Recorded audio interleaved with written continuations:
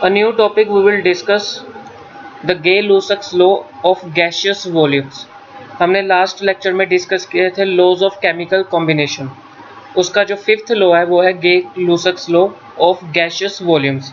अब इसमें क्या कह रहा है, व्हेन गैसेस रिएक्ट्स टुगेदर, जब गैसेस कंबाइन होती हैं, एक दूसरे के साथ रिएक्ट करती हैं, they always do so in volumes. जब गैसेस रिएक्ट होती हैं तो उसमें ये होता है कि गैसेस का वॉल्यूम क्या होता है। जैसे हाइड्रोजन और ऑक्सीजन को हमने रिएक्ट किया तो हाइड्रोजन जो हम रिप्रेजेंट करेंगे उसको वॉल्यूम में रिप्रेजेंट करेंगे और ऑक्सीजन को रिप्रेजेंट करेंगे वॉल्यूम में। इसका मतलब ये कह रहा है कि जो गैसेस रिएक्ट्स हो रही हैं they always do so in volumes which bear a simple ratio.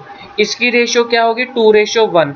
और इसलिए वो कह रहा है कि जो गैसेस रिएक्ट हो रहे हैं और जो कंबाइन हो रहे हैं they are always do so in volume. उनका क्या, उनको रिप्रेजेंट हम कैसे कर रहे हैं, वॉल्यूम में रिप्रेजेंट कर रहे हैं और उनकी क्या है, एक सिंपल रेशियो है टू वन अनदर। सेम ऐसे ही प्रोडक्ट्स की बात कर रहा है।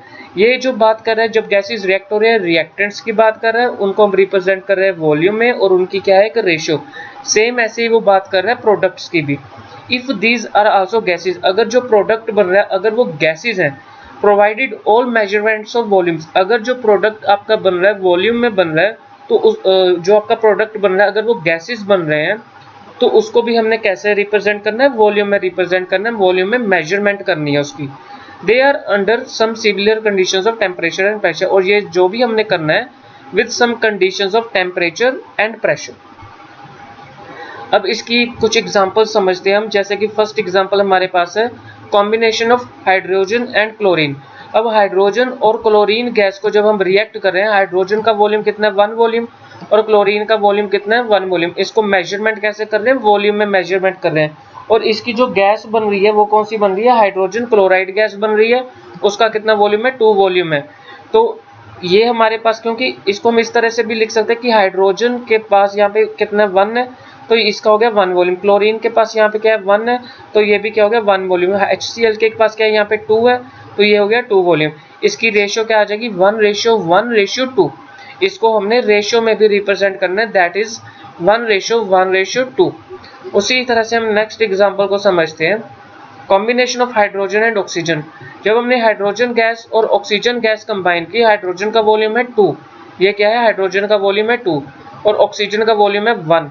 तो जब हमने इसको कंबाइन किया तो क्या बन रहा है, स्टीम बन रही है और H2 ये भी क्या आएगा वॉल्यूम में, इसको हम मेजरमेंट करेंगे। और इसको हम रेशियो में कैसे लिखेंगे, 2:1:2। तो इसको लिखेंगे 2:1:2। नेक्स्ट एग्जांपल है हमारे पास combination of nitrogen and hydrogen. जब हम नाइट्रोजन और हाइड्रोजन को कंबाइन करें, these are also gases. Nitrogen की मेजरमेंट कैसे करेंगे, वॉल्यूम के साथ, और हाइड्रोजन की मेजरमेंट करेंगे इसके साथ क्या है, 3 है तो इसको लिखेंगे 3 वॉल्यूम। और अमोनिया में क्या है, इसके साथ 2 है तो इसके कितना वॉल्यूम आ गया, 2 वॉल्यूम आ गया। तो इसकी रेशियो क्या आ गई, 1:3:2।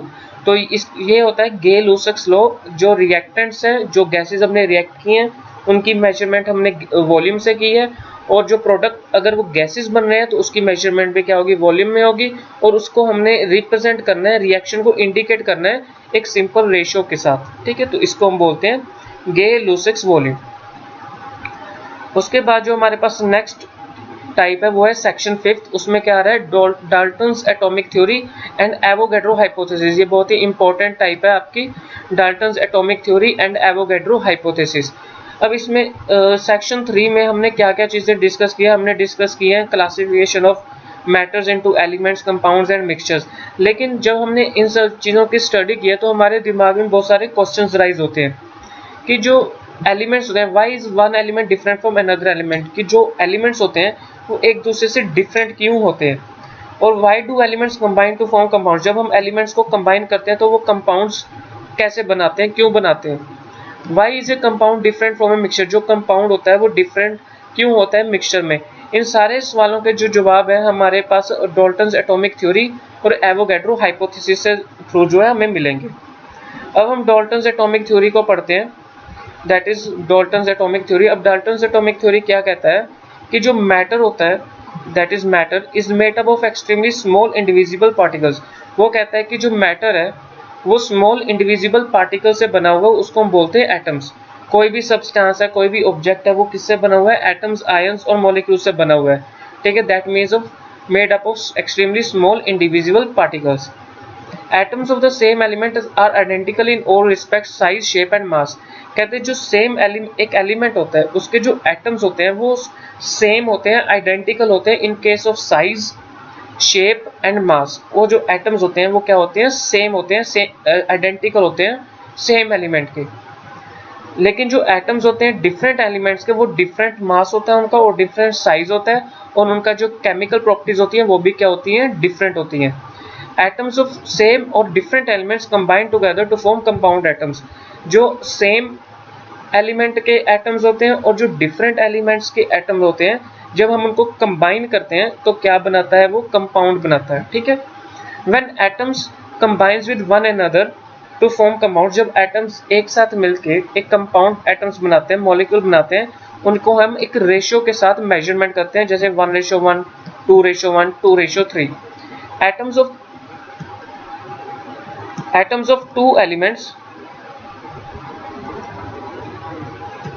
of two elements may combine in different ratios to form more than one compound। अगर हमने एक से ज़्यादा कंपाउंड बनाने हैं, atoms of two elements, दो एलिमेंट्स हैं, उनके एटम्स हैं जिनका साइज अलग है, शेप अलग है और मास अलग है, उनको जब हम कंबाइन करते हैं डिफरेंट रेशियो में, जैसे किसी का 2 वॉल्यूम हो गया, किसी का 3 वॉल्यूम हो गया, they form more than one compound, ठीक है। एक से ज़्यादा कंपाउंड वो बनाते हैं। जैसे कि सल्फर को जब हम कंबाइन करेंगे ऑक्सीजन के साथ, तो वो क्या बना रहा है? सल्फर डाइऑक्साइड, उसकी रेशियो है 1:2।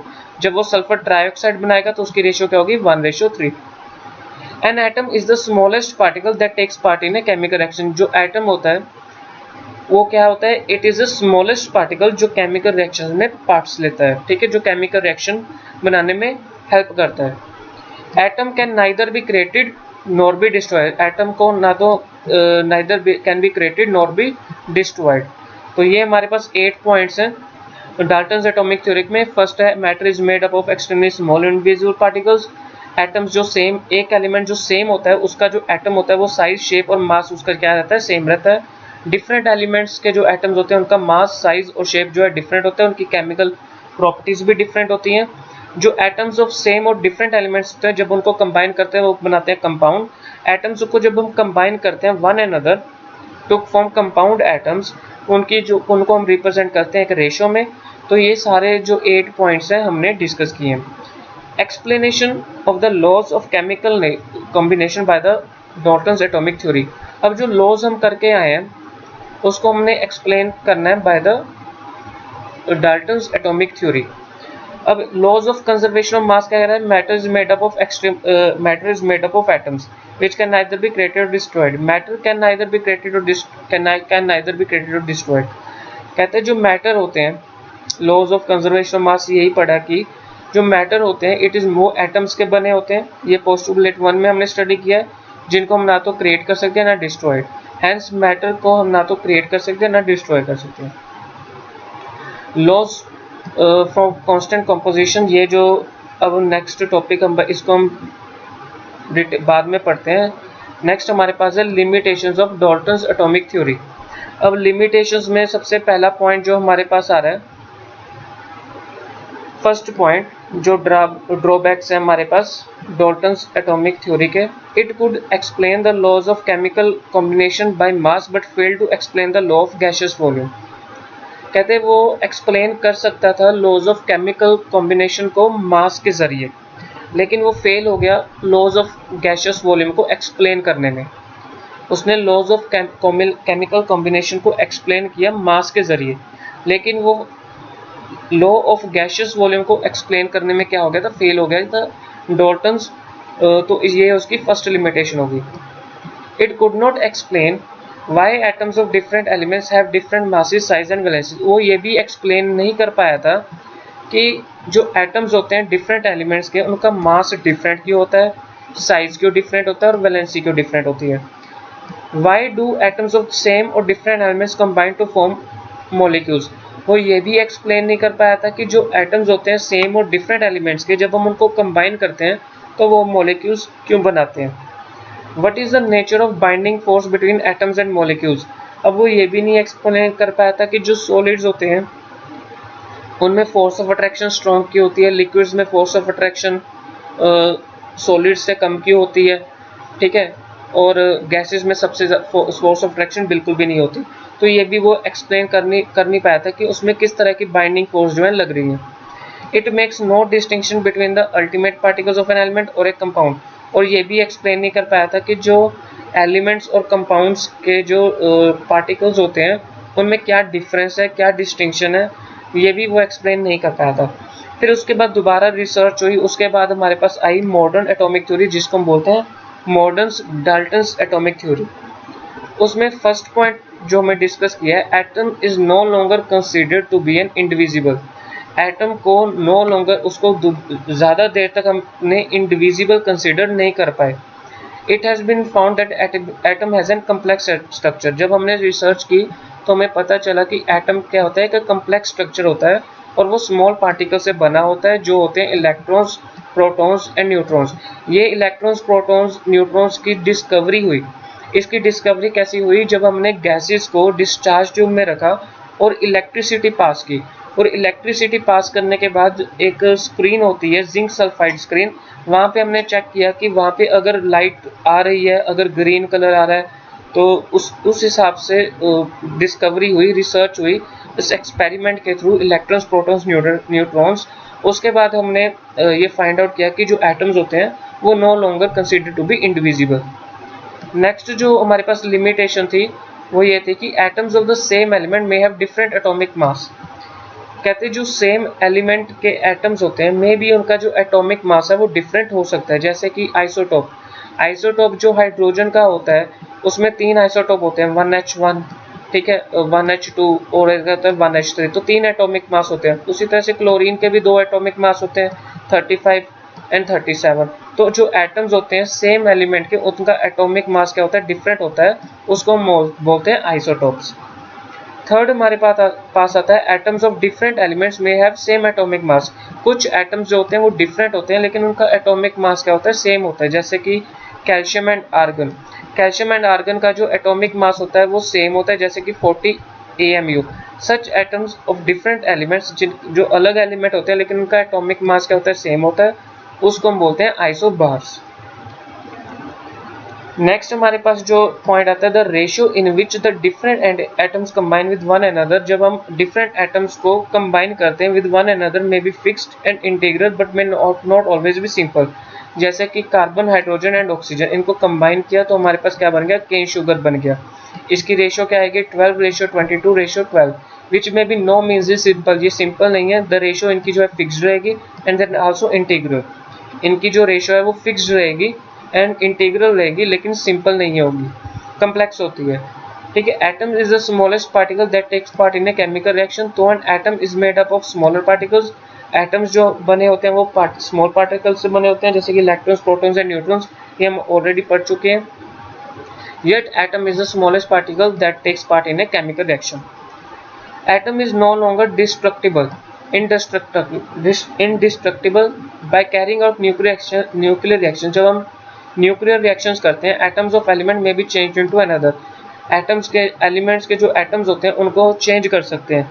जैसे atoms of nitrogen can be change into oxygen by bombardment with alpha rays. जो एटम्स होते हैं नाइट्रोजन को, उनको ऑक्सीजन में चेंज कर सकते हैं जब हम उनको अल्फा रेज के साथ बोम्बार्डमेंट करेंगे।